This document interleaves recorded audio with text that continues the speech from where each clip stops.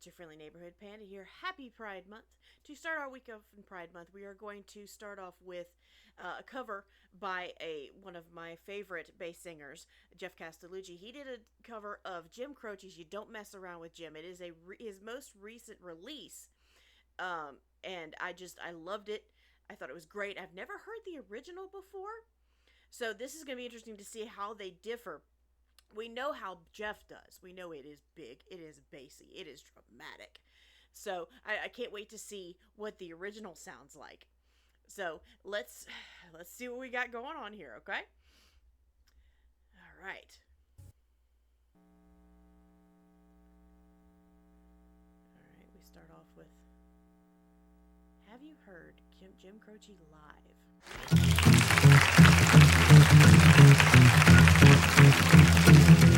Uptown got its hustlers. Okay, we're gonna start that over. It was a little loud to start with, so I want to be able to pay attention rather than trying to adjust the volume.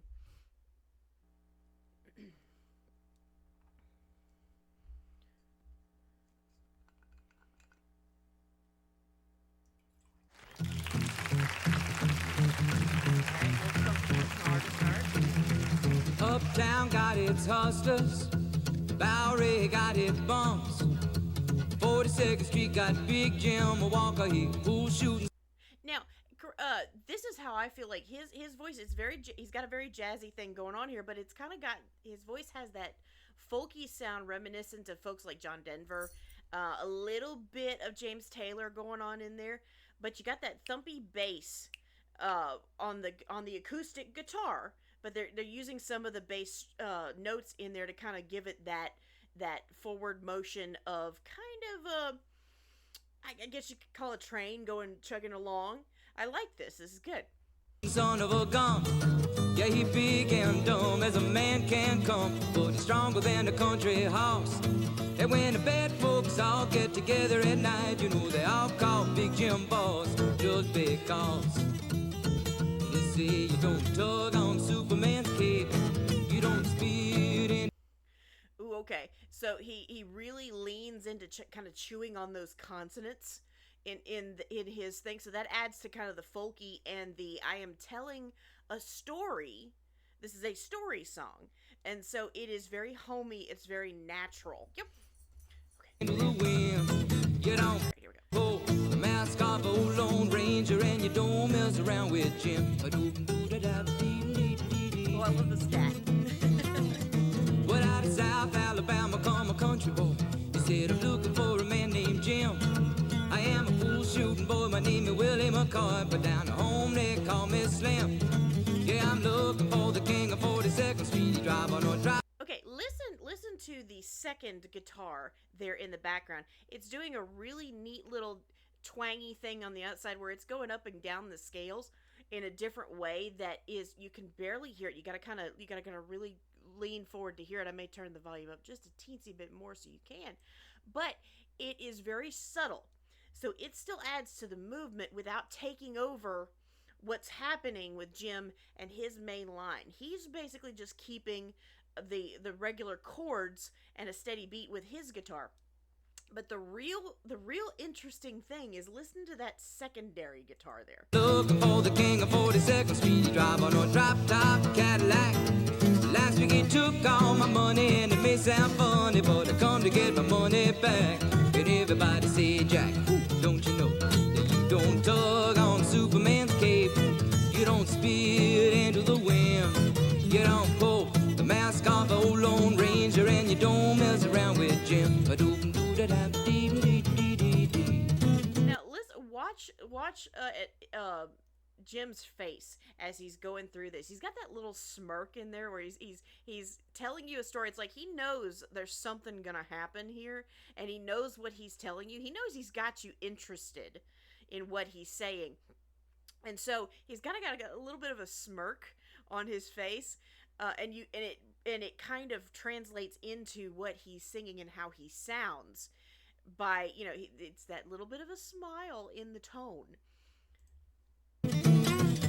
Well, a hush fell over the pool room as Jimmy come bopping in an awful street. when the cutting was done, the only part that wasn't bloody was the soles of the big man's feet. Yeah, he was cutting about 100 places, and he was shot in a couple more. And you better believe it's on a different kind of story when the big Jim hit the floor. Now, and also notice something else here. As I said, he's speaking, and he uses a lot of twang and a lot of country sound in his voice, and so it helps to bring in that, that homey, I am telling a story. This is nothing fancy. I'm telling a story, an anecdote around the fire type deal with my guitar. And so he kind of chews off some things like, when the cutting was done, he's chewing off some of his vowels, and he's doing that cutting rather than cutting. But in spite of all that, you can still understand every word he says. That's a delicate balance he's running here by trying to sound less refined, but still having us able to understand what it is he's saying. That was a really good job. Hit the floor. They're saying you don't tug on Superman's cape, you don't spit into the wind, you don't pull the mask off old Lone Ranger, and you don't mess around with Slim. Yeah, Big Jim got his hat. Find out where it's at is not hustling people strange to you, even if you do got a two-piece custom-made pool cue.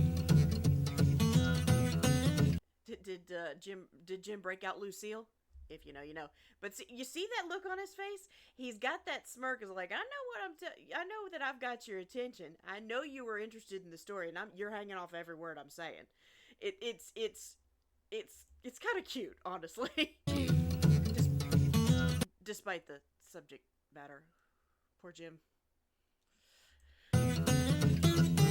You don't tug on Superman's cape, you don't spit into the wind, you don't pull the mask off old Lone Ranger, and you don't mess around with Slim.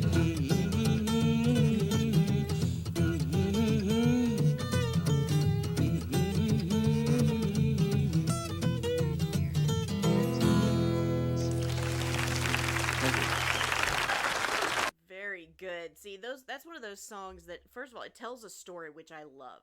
I love things that tell a story in and amongst the music. Also, if you notice, he had no troubles there at all. This is acoustic, it is live, but he had no troubles, it seems, keeping on pitch. He had that twang in his voice in the back of his face that kept it sharp and kept it steady. And kept it, but it wasn't straining anywhere.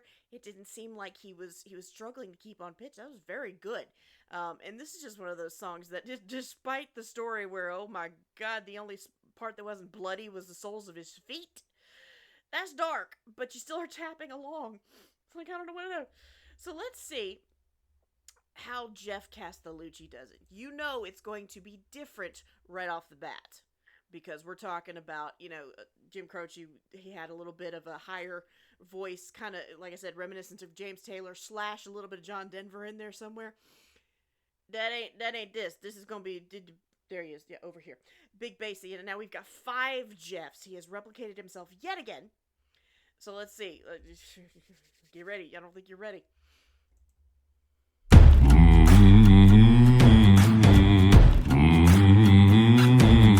Right up the bat, starting off different. Yes, there is a guitar in there, but it is kind of underlaid and kind of buried a little bit with this big stomp clap thing he's got going on, so it's automatically more dramatic and in your face. Okay, he's setting up the big guy, and who is the master of the pool room. He is in charge. He's large and in charge. He's setting up that part.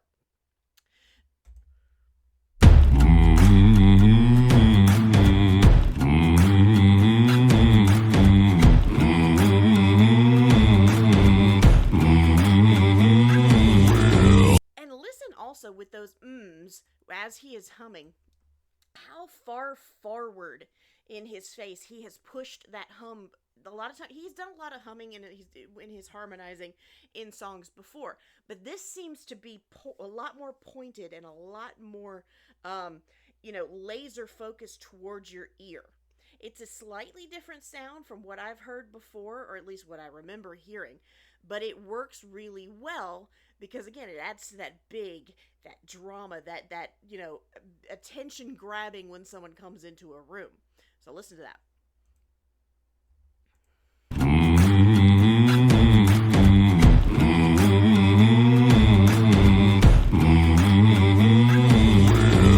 Uptown's got its hustlers, the Bowery's got its bums, and 42nd Street's got Big Jimmy Walker. He's a pool shooting son of a gun. Yeah, he's big and dumb as a man can come, but he's stronger than a country horse.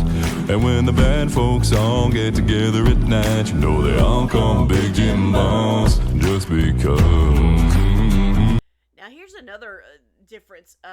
When Jim Croce sang it, he had that folk singer twang to his voice, where he was kind of making it a little bit more, not less refined, and not so highbrow, but you still understood every word he said. Geoff naturally has more of an accent. He has more of a southern accent. And it shows through a lot in his songs. And so that fits with this story, and it fits with the story song. However, it's a little more difficult because he is so low-pitched as well. It's more difficult to understand what he's saying lyrically. So obviously it's good that we have the captions up. But it's interesting to think about. Because his voice is so much lower, it is more difficult to understand what he's saying unless he's enunciating very carefully.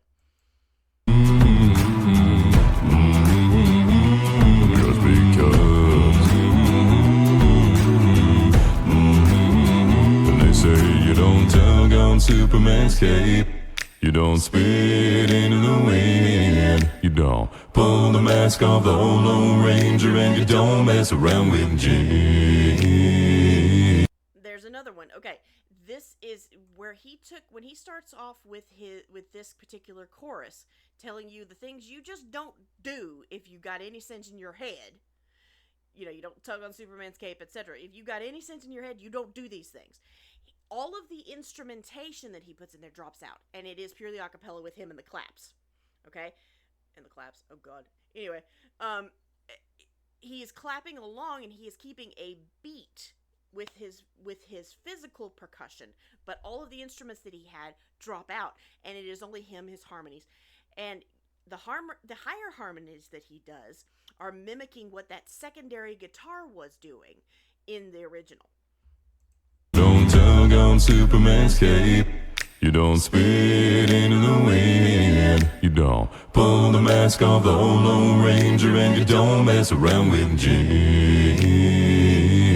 Well, out of South Alabama come a country boy. He said, I'm looking for a man named Jim. I am a pool shooting boy, my name is Willie McCoy, but down home they can call me Slim. Said I'm looking for the king of 42nd Street. He's driving a drop-top Cadillac. You know he took all my money, and it may sound funny, but I come to get my money back. Everybody say Jack, don't you know? Okay, before they go back to the chorus, when he's talking about this new verse where he's explaining, okay, here comes this kid named Slim, all right, saying he's going to tackle the Big Jim to get his money back that apparently he probably lost in a pool game, got hustled. You should have just stayed away, kid. But he changes, whereas Jim Croce throughout, he kept his same tone. He kept it in the same octave. Here, he changes the octave he was singing in so as to kind of give a difference between the two characters that he's talking about. Big Jim was his bass voice. And now Slim, this pool shooting boy, is a little bit in a higher register. Okay, so he's changing that. He's giving us more character insight just by the octave in which he sings.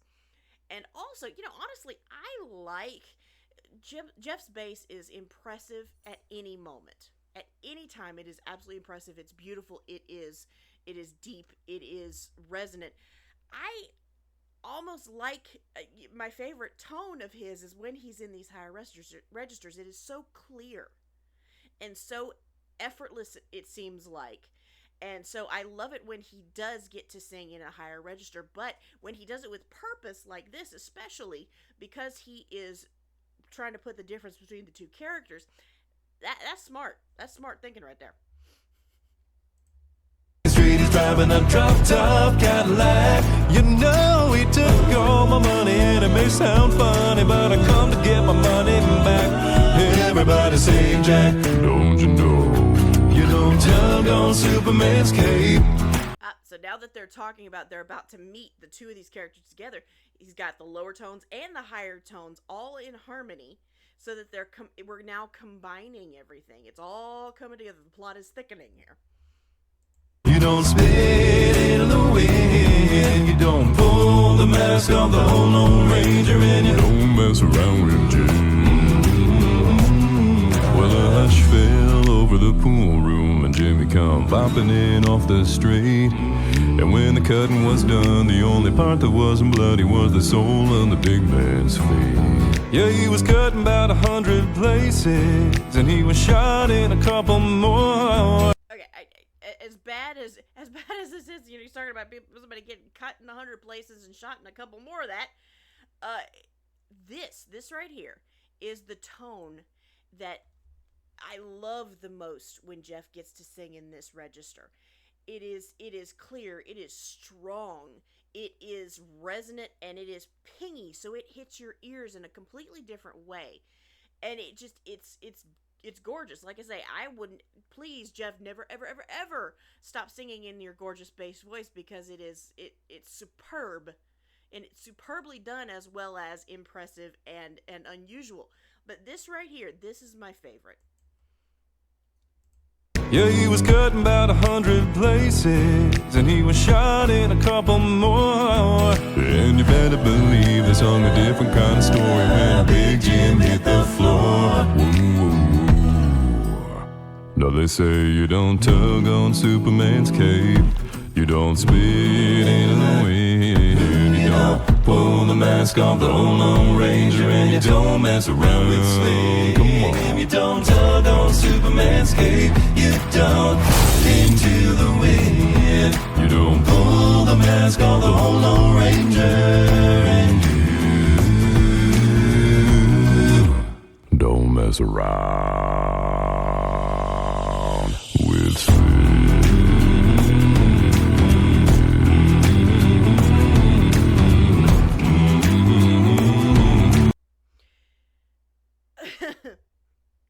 Just gonna do that again, just cause. And listen to how long he holds that. You have to push more air when you're singing lower, because your vocal folds do not hit together as quickly. It's kind of like a stringed instrument. Because they are longer, you know, when you there's more distance between your hand and the whatever you're using to strum or bow, they don't vibrate as quickly. So when that translates to your vocal folds, you have to have more air. You have to have more push on that. So that's impressive that he can hold it for that long. Don't mess around with Slim.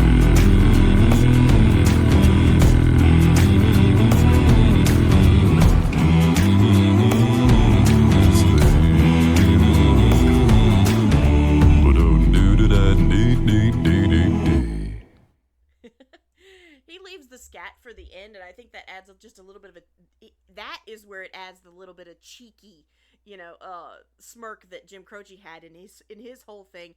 It adds that you know, okay, I got you. I'm told the story now. It's like, okay, you're wanting more, but hey, that's it. That's all. It's over. So, you know, I love the differences that we got here. It is still dramatic. It's still a story that gets you on the edge of your seat, but done in very different ways. I heard another reactor say that Geoff loves to be big and dramatic. And that's true here, because you can definitely tell, because he started off stomp clap, like, boom, listen, here we are. To bring out the, you know, big Jim, the big room-filling personality that he was going to sing about. So I love that. Like I say, I love this song. It gets a little dark there at the end, but it is a toe-tapping kind of song, sung by two very talented men. I'm so glad you guys were able to join me for this. I hope you have a great day, night, morning, evening, whatever time zone you're in, and I'll see you in the next one.